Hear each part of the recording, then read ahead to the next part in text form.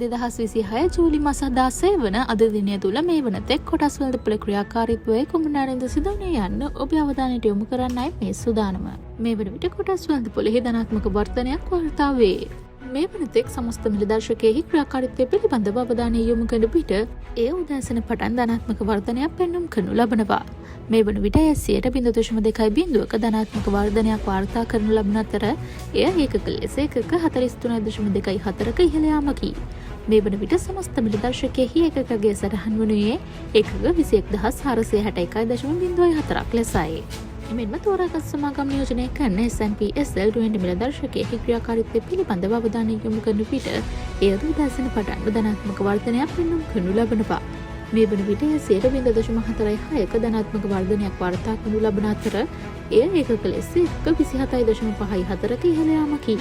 මේ වන විට S&P SL 20 මිලදර්ශකයෙහි එකකගේ සටහන් වනුයේ ඒකක 6,016.16ක් ලෙසයි.